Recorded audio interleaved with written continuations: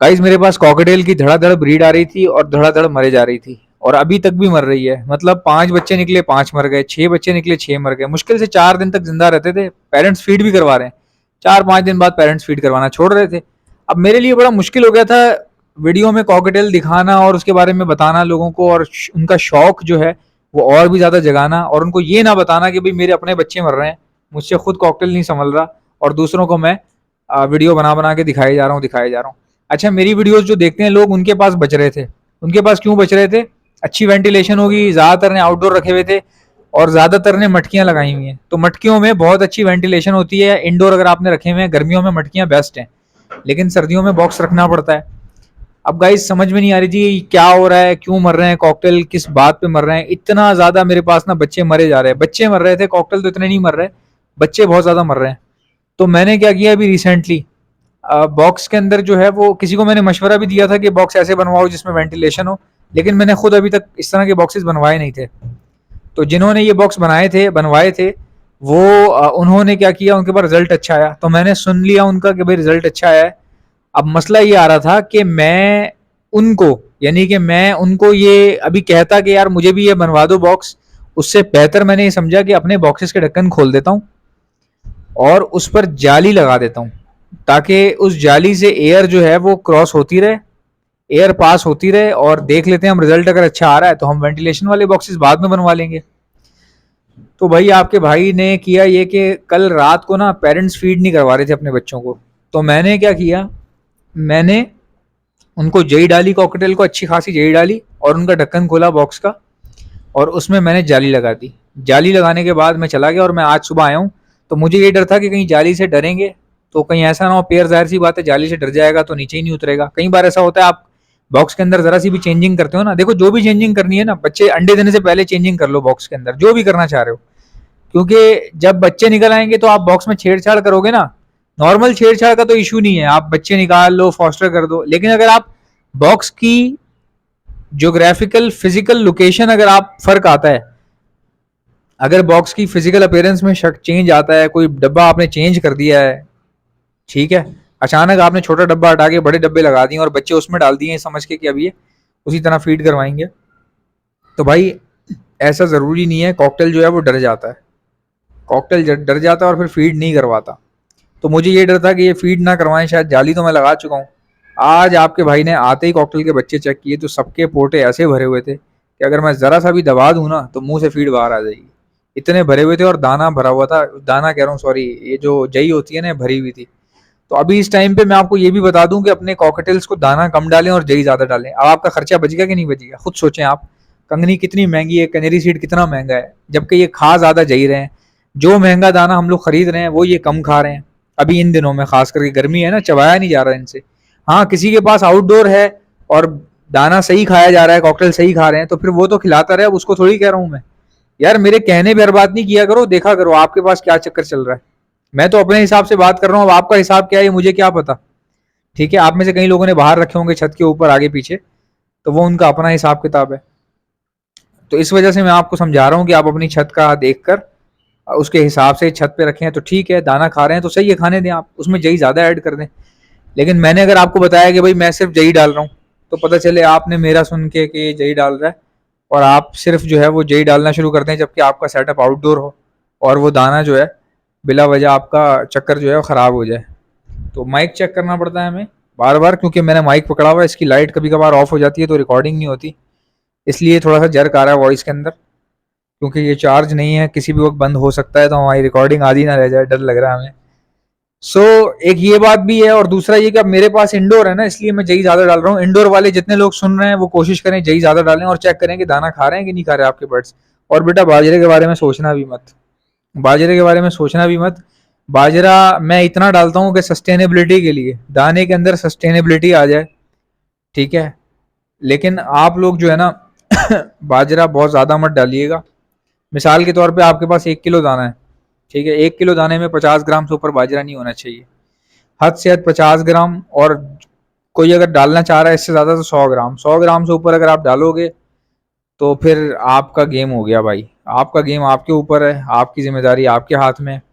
Outdoor वाले बच जाते हैं, जिनके पास हवा पानी और धूप आ रही है वो लोग फिर भी बच जाते हैं, उनके पास काफ़ी बचत हो जाती है। लेकिन जो बेचारे इंडोर में हैं वो हर काम सोच समझ के करें, देख के करें, पहले से प्लान कर लें। कॉकटेल रखने के लिए मना नहीं कर रहा। कई लोग मुझे कहते हैं यार कॉकटेल बकवास है, तुम लोगों को सच क्यों नहीं बताते हो? भाई ऐसा नहीं है यार, दुनिया ये जो वीडियो में आप कॉकटेल देख रहे हो ये कहाँ से आ रहे हैं सारे? पैदा ही तो हो रहे हैं ये जो वीडियो सामने चल रही है, ये इतने खूबसूरत कॉकटेल और एमराल्ड ये जो नजर आ रहे हैं, ये क्या है? ये कहीं ना कहीं से तो आ रहे हैं ना, ये पैदा होते हैं भाई, पैदा होते हैं लाहौर में। एक दो तीन बंदे हैं जो इंपोर्ट भी करवा रहे हैं, ब्रीड भी करवा रहे हैं और एक्सपोर्ट भी कर रहे हैं कॉकटेल कॉकटेल। और उनके पास माशाल्लाह पैसा बहुत है। लाहौर के दो तीन बंदे हैं, सही दबा के वो अच्छा काम कर रहे हैं और मंड के वो इन्वेस्ट कर रहे हैं।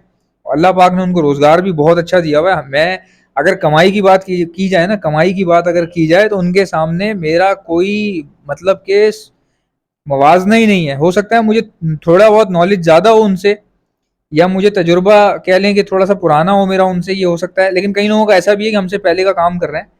तजुर्बा पुराना नहीं हो सकता। तजुर्बा जो है, कई लोग कहते हैं ना मेरा तजुर्बा पुराना है, और मिसाल के तौर पर मेरा तजुर्बा नया है। तो मेरा अगर नया तजुर्बा या किसी का पुराना है तो पुराने वाले का ज़रूरी नहीं है कि सही हो, क्योंकि कई लोग 15-20 साल से ना गलत चीज़ें नोट कर रहे होते हैं, और कई लोग ऐसे होते हैं जो एक साल में सही बात पकड़ लेते हैं। अब ये मसला था, तुम क्या कर रहे हो यार, क्या कर रहे हो? तो तजुर्बा जो है ना वो सही या गलत हो सकता है, नया या पुराना नहीं हो सकता, ये याद रखिएगा आप। कोई आपको कह दे यार मैं इस फला कोई बंदा आपको ये कह दे मिसाल के तौर पे मैं इस दफ्तर में 50 साल से काम कर रहा हूँ तो मुझे मत सिखाओ, तो अब आप समझ जाएं कि जो बंदा ये कह रहा है कि मुझे मत सिखाओ, तो इसका मतलब ये है कि उसका तजुर्बा भी ऐसा ही होगा। 50 सालों में उसने किसी से कुछ सीखा नहीं होगा और वो आपको सिखा रहा होगा कि यार मैंने बहुत कुछ देखा हुआ है। तो ये बहुत सारी कंपैरिजन होते हैं। लेकिन अगर कमाई के मामले में बात की जाए ना, तो बहुत लोगों ने माशाल्लाह बहुत अच्छी इनकम की है। मैंने तो इतनी इनकम नहीं की जितनी उन्होंने की होगी और जितना उन्होंने इन्वेस्ट किया होगा। और कहीं का ऐसा हो भी सकता है तजुर्बा बहुत अच्छा हो, बहुत बड़ा तजुर्बा हो। और जब इंसान मिलता है किसी से तभी पता चलता है। ऐसे घर बैठ के तो आप नहीं समझ सकते कि यार मुझे ज़्यादा पता है या उसको ज़्यादा पता है या इनको ज़्यादा पता है।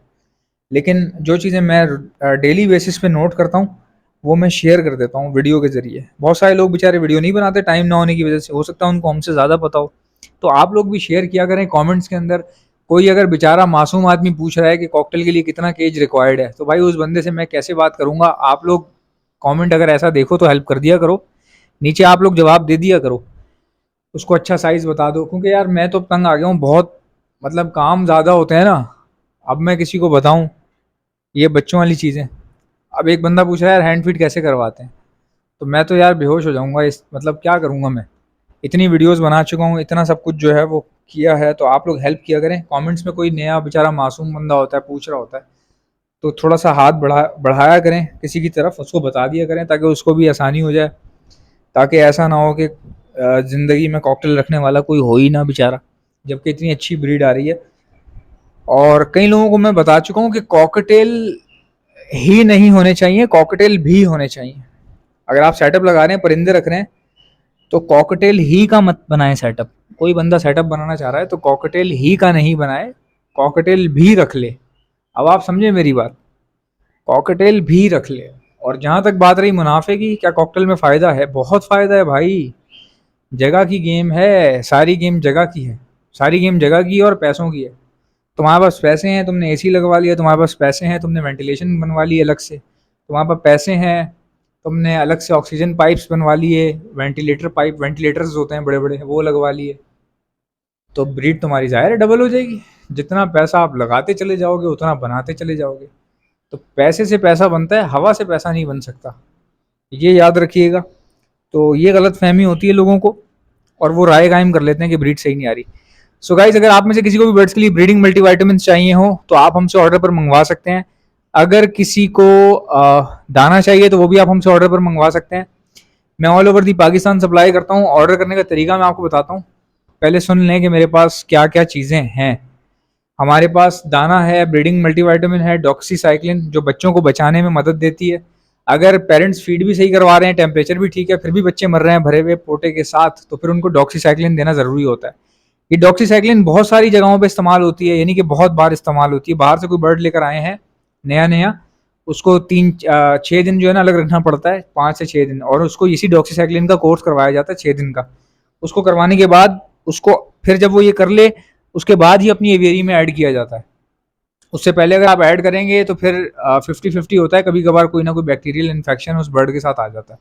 वो बर्ड खुद तो सही रहता है, बाकी सबको बीमार कर देता है। तो ये चीज़ें होती हैं, इसके लिए डॉक्सीसाइक्लिन इस्तेमाल होती है। बच्चों को बचाने के लिए एज वैक्सीनेशन के तौर पर भी इस्तेमाल होती है। ये भी आपको हमारे पास से मिल जाएगी। Calcium plus vitamin D liquid है, दाने में मिलाकर दिया जाता है, ये भी आपको हमारे पास से मिल जाएगा। और मल्टी मल्टी ब्रीडिंग मल्टीविटामिन भी है, और प्रोटीन लिक्विड है, दाने में मिलाकर दिया जाता है, ये भी आपको हमारे पास से मिल जाएगा। बजीज और फिंचेस के लिए अगर किसी को सीड कंटेनर चाहिए, दाना ज़ाया होता है गिरा देते हैं, तो वो भी आपको हमारे पास से मिल जाएगा। और इसके अलावा हमारे पास हैंड फीड करवाने वाले इंजेक्शन और उसके आगे लगने वाली स्टेनलेस स्टील की नोजल भी आपको हमारे पास से मिल जाएंगी। इनमें से कोई भी चीज़ चाहिए तो ऑर्डर करने का तरीका ये है, उस चीज़ का नाम लिखें और सामने व्हाट्सएप नंबर नजर आ रहा है, ये मेरा है। कोई भी चीज़ चाहिए उसका नाम लिख के मेरे व्हाट्सएप पर सेंड कर दें, 12 से 24 घंटे में आपका ऑर्डर बुक हो जाएगा। इंशाल्लाह मिलते हैं नेक्स्ट वीडियो में, जा दीजिएगा, अल्लाह हाफिज़।